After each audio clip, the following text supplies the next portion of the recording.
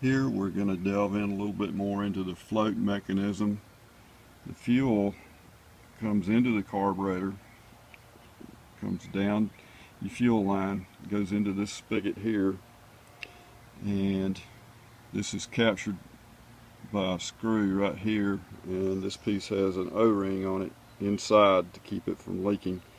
Fuel travels through this conduit right here, and then comes down into the section of the carburetor that holds the actual float valve mechanism. The float valve itself is right behind here. You can see just a little bit of it right there, that silver piece.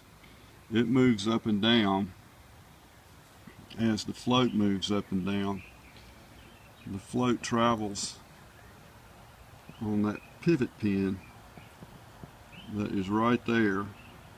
That pin can be pushed out, and you can see as the float moves up and down with the fuel level, it pushes the valve itself, and there's the valve right there, and that is what closes off the fuel when the float level in the bowl comes up. It floats the float, which pushes the valve shut and shuts it off, and then there's your main jet, and you're using fuel. As the fuel level drops, it opens back up and allows more fuel in.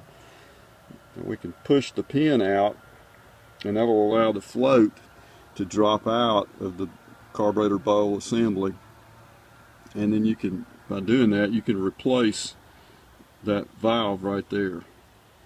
So if you've got a valve that's leaking, then that's how you replace it. You just pull the pin, drop the float out, replace it, and you're good to go.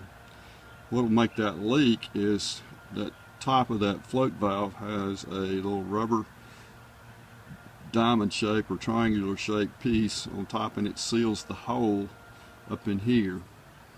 And when it becomes dried and brittle, it will not seal properly and allow more fuel to leak in and cause it to flow out your overflow.